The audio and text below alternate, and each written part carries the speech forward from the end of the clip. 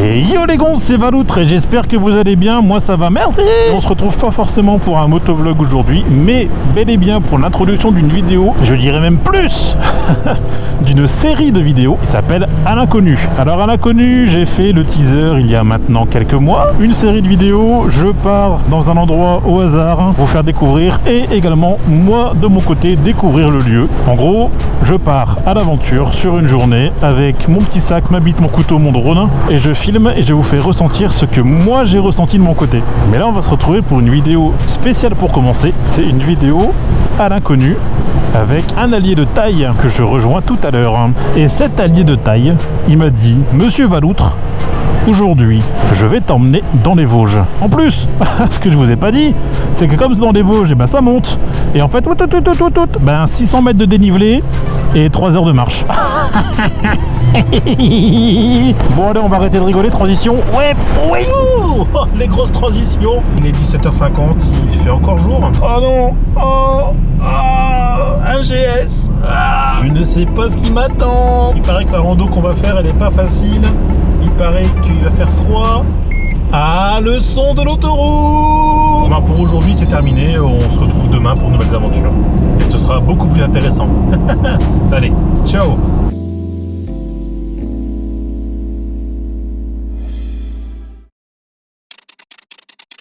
Août 1914.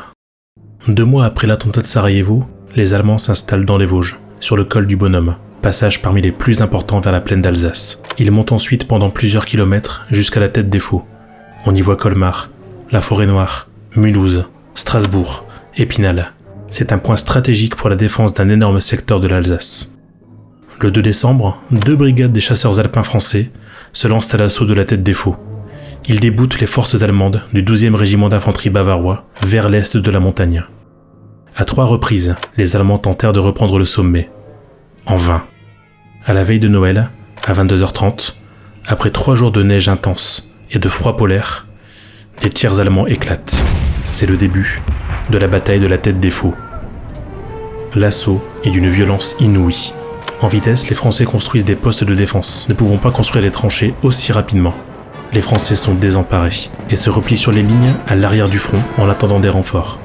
Ils n'arriveront que vers 4h du matin, permettant de briser ainsi les incessants assauts allemands qui doivent alors se rendre à l'évidence. Les positions conquises sont intenables. Ils se replient donc sur leur position d'origine avant même le lever du jour. Les combats se poursuivent dans la journée de Noël 1914 et les Français récupèrent leur première ligne en trouvant dans les positions un abondant matériel abandonné par les Allemands. Ainsi se termine la bataille de la tête des Faux. Cette attaque aura coûté la vie à 137 Français et à plus de 500 Allemands, soit plus de la moitié de tous les morts tombés à la tête des Faux durant la Première Guerre mondiale. Les Français resteront maîtres du sommet tandis que les Allemands s'enterreront dans le flanc est de la tête des Faux où ils construisent, durant le reste de la guerre, de formidables fortifications. Et ce sont précisément ces fortifications que mon hôte souhaite me faire découvrir. Parce que pendant 4 ans, les Allemands auront construit des abris, des bunkers, une citadelle et même une voie de communication inédite vers l'arrière, un téléphérique qui permettait de relier la tête des Faux au village de Lapoutroie, situé 800 mètres plus bas. Mais pour le construire, ce téléphérique, il fallait monter, emprunter des chemins serpentant le long de la montagne. Et c'est là le but de cette randonnée, reprendre le chemin des soldats afin de regagner le sommet de la tête des Faux et découvrir ce téléphérique aujourd'hui à l'abandon. Partons ensemble découvrir ce patrimoine oublié. Aujourd'hui, nous partons à l'inconnu.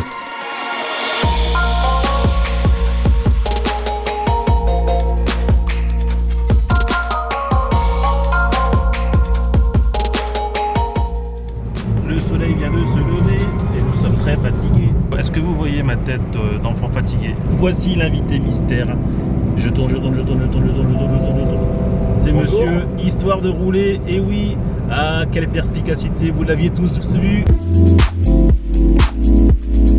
Là vous avez monsieur de rouler qui roule.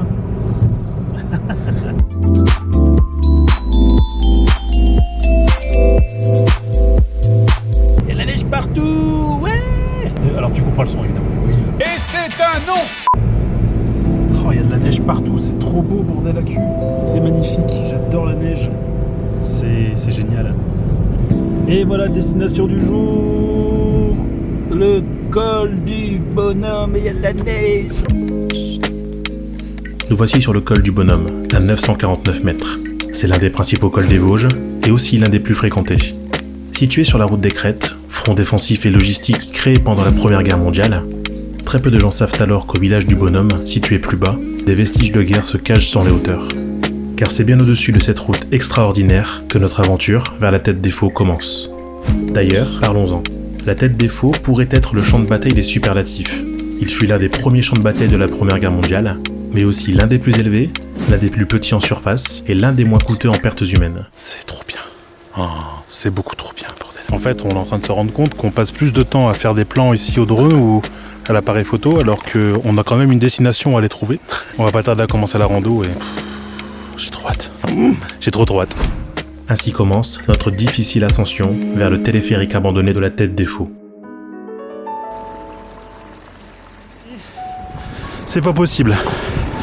Donc Tête des Faux, destination du jour, à l'emplacement d'un ancien téléphérique de la Première Guerre mondiale. Sauf que pour aller à cet endroit absolument magnifique et perdu dans la forêt, il faut grimper. En gros, il faut monter 3 fois la hauteur maximale du Nord-Pas-de-Calais.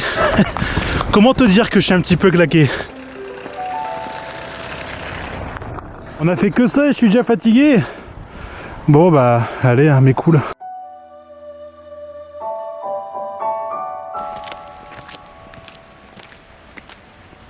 Ça va changer des vidéos dans le garage, hein. La seule chose que je peux vous dire, c'est ne soyez pas gros. En fait là, c'est un ruisseau dans un virage, tout le monde s'en fout. Il y aurait ça chez nous, tout le monde ferait 50 km pour venir le voir. C'est pas beau ça? Si, c'est beau, hein. Sortez de chez vous, bon Dieu. Découvrez ça. Si toi aussi tu es en train de suivre en regardant cette vidéo, eh ben mets un commentaire. Histoire de rouler, il va vous faire une vidéo géniale avec plein de jolis plans et moi je vais vous montrer ma souffrance. Abonne-toi. Après 2,5 km de marche à un rythme léger, nous arrivons au gîte de l'étendue de Vin. C'est là que la visite commence. On arrive enfin au premier lieu intéressant de la Tête des Faux, qui est un ancien cimetière allemand, qui est absolument magnifique. Je vous laisse le découvrir.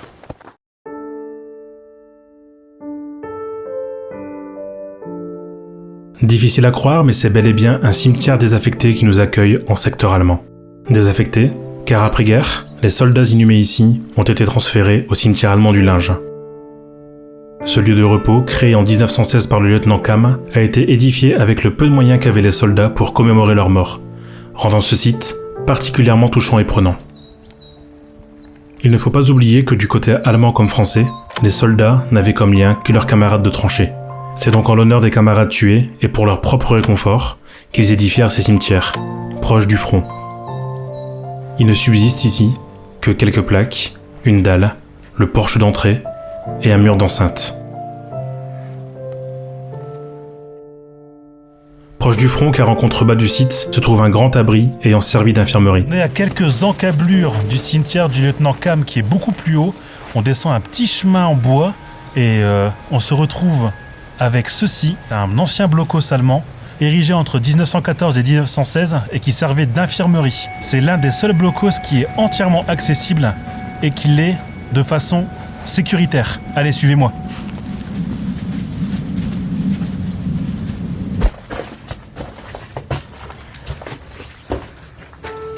C'est impressionnant. C'est tellement vieux qu'il y a des stalactites. Je sais pas si vous les verrez. Il y a des stalactites qui commencent à pousser. Il est composé de 2 pièces, ce blocos. C'est une petite pièce dans laquelle je me trouve, et juste à côté de moi, il y a la plus grande pièce qui servait de pièce principale pour l'infirmerie. Il fallait bien soigner les troupes et les rapatrier vers les villages en bas de la montagne. Et c'est ce bâtiment, relativement bien conservé, qui faisait office d'hôpital de fortune.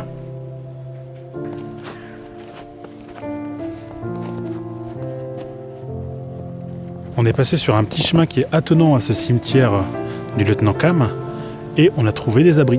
On ne sait pas combien il y en a parce qu'on ne sait pas si justement c'est des abris qui sont effondrés, qui sont complètement pleins. On a la chance de pouvoir les filmer un petit peu et de se dire qu'il n'y a pas grand monde qui passe là parce qu'en fait les gens généralement s'en vont à l'étendue de Vin sans même savoir qu'il y a des abris. On se sent quand même un petit peu privilégié de voir ces abris en fait.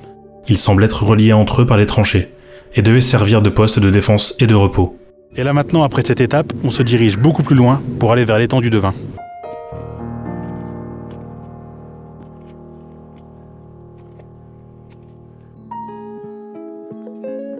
Regardez-moi ça. En plus, quand c'est gelé comme ça, c'est vraiment beau. Et ça donne envie de se perdre complètement dans la forêt.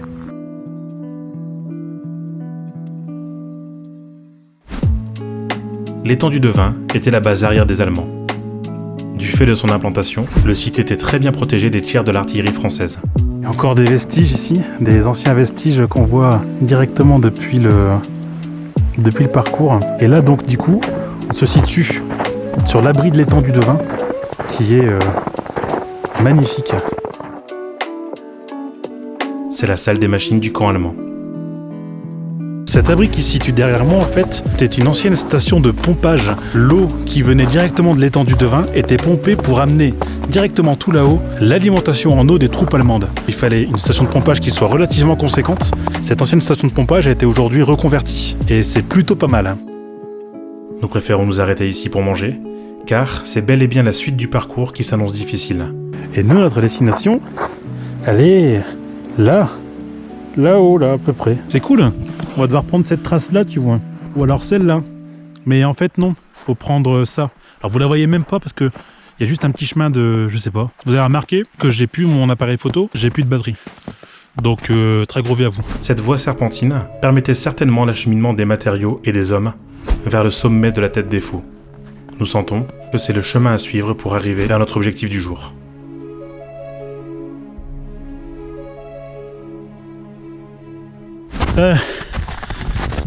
From Bouddha to Apollon. C'est beaucoup trop dur. Est-ce que vous avez vu mes 2 mètres chaussures? J'ai acheté spécialement pour la randonnée. Parce que vous savez, je suis un très grand randonneur. Moi, je randonne en général entre chez moi et la poubelle de verre. 15 mètres. Mais alors quand il pleut, c'est chiant. Je raconte n'importe quoi. On s'en va sur une station téléphérique abandonnée qui a été laissée là par les Allemands et qui a été construite en décembre 1914. Et c'est la merde. Ça grimpe, ça grimpe. Pourquoi il y a 2 cons avec le même sac à dos et la même GoPro qui vont aller se perdre dans le massif vosgien pour te satisfaire? Donc, c'est lui et c'est moi. On te dit de t'abonner, sinon voilà, on te défonce. Non mais je souffre pas, hein. Je suis content d'être là. Mais c'est chaud, bordel. Putain, vous êtes sérieux? Oui, mais t'inquiète. Putain. Catastrophe. Je galère. Vous savez, quand vous pesez 115 kg et que vous partez sur une randonnée de plusieurs heures, si vous voulez partir visiter ces lieux de mémoire, il faut vous préparer à la fois psychologiquement et à la fois en s'équipant. C'est très dur. Moralement ça va, mais physiquement c'est très compliqué.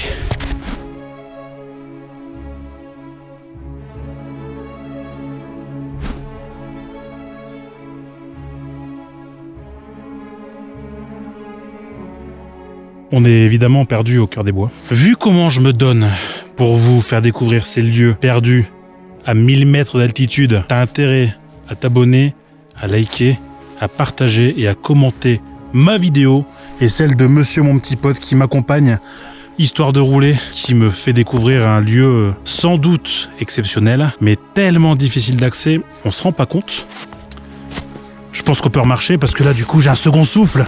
Ah, certainement que nos amis les soldats allemands et français, ils ont dû faire ça aussi à pied et avec 20 kilos d'équipement. Je me plains moi, mes 115 kilos et mon sac à dos de 5 kilos, alors que d'autres avec un équipement beaucoup plus complet, ils se perdaient dans la forêt pour aller bâtir un téléphérique en septembre 1914. C'est dingue. Mais c'est évidemment très accidenté. Hop, ça c'est gratuit. Ah, c'est bientôt la fin. On y arrive. J'espère que vous allez kiffer. Moi, je pense que j'ai kiffé aussi.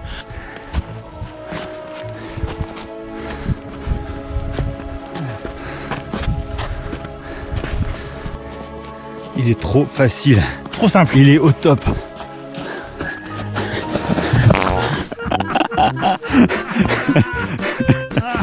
C'est la fin.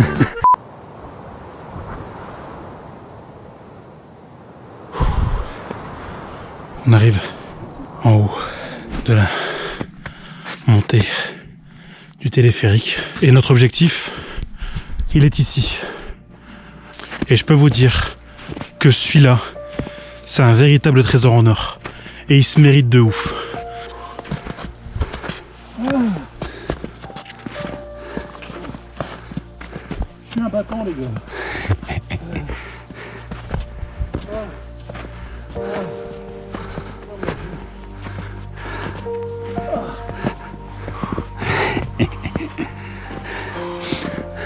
Au revoir toi mon pote.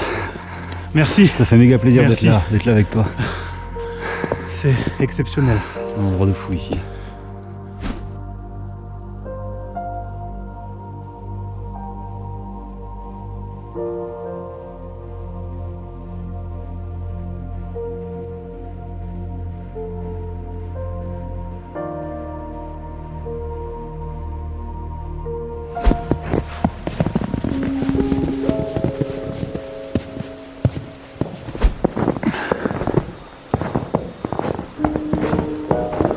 C'est tout bonnement impressionnant.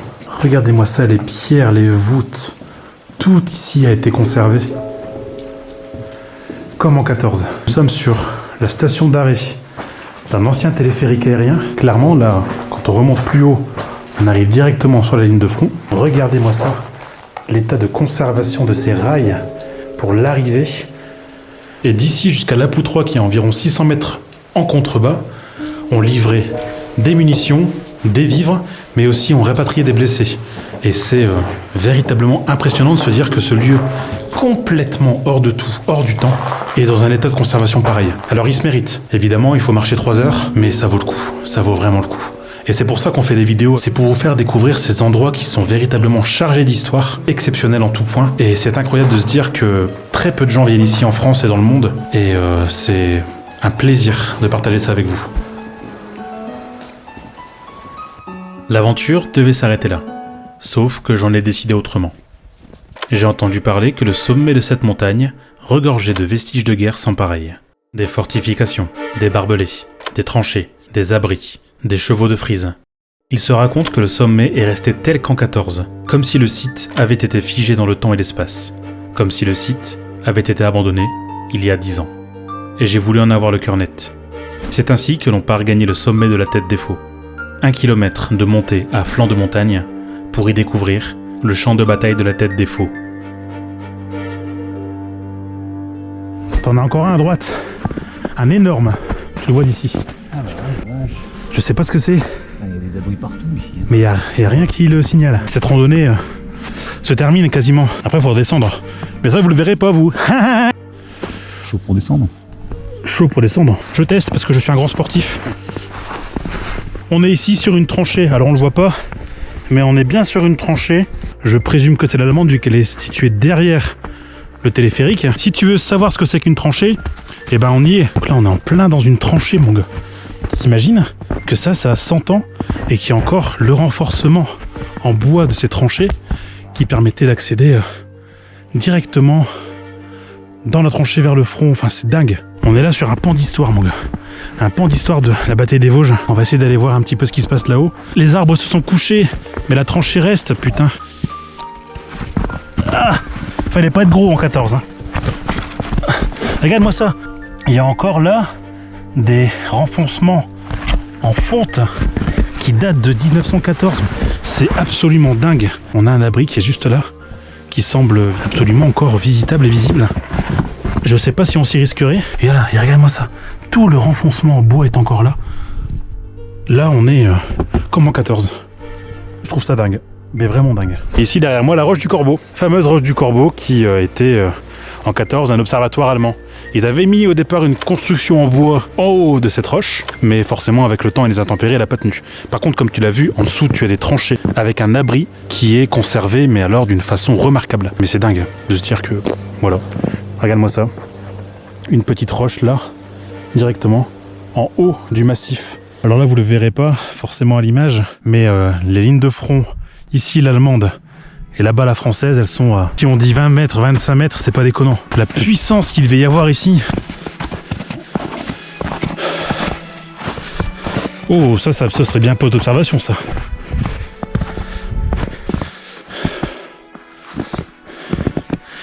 Ah non, il est là. Le Festen Eisenschmidt, j'ai l'entrée. Tu le verras mieux de ton côté. L'entrée de la forge. On est là sur un fortin allemand qui est encore dans un état de conservation, comme tu peux le voir, d'époque. C'est tout bonnement impressionnant. Là, le paysage devient lunaire. Lunaire, on arrive sur des tranchées, c'est impressionnant. On a encore là 2 abris distants à 30 mètres l'un de l'autre. Vous le voyez peut-être pas, mais ça monte raide. Mais encore plus raide que tout à l'heure. Ah oui. T'as plein de bastions là. 1, 2, 3. Petit point santé. Hamdoullah, ça va. Encore quelques mètres avant d'arriver au sommet de la tête des faux.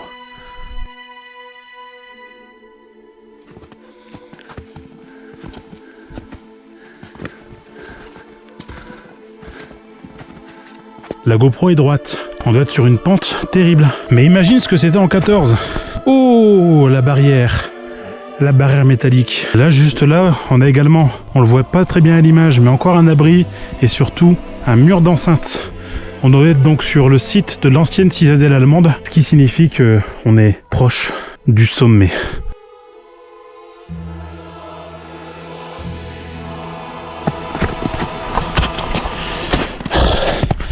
Vous pouvez pas imaginer comme je force sur mes appuis. Tellement c'est dur, ça grimpe. Voyez comme histoire de rouler loin de moi. Tellement ça grimpe. Wow, c'est un truc de dingue. On est sur un lieu qui est en l'état, comme en 14. Tous les barbelés tels qu'ils étaient en 1914. Regardez-moi ça comme c'est dingue. Il y en a tellement, et c'est tellement accidenté que ça en devient presque lunaire. Tu vois, je voulais pas monter parce que je me suis dit que le lieu allait quand même être très dangereux. Mais pour voir ça, eh ben, ça vaut tout l'or du monde. On est sur le sommet de la tête des faux.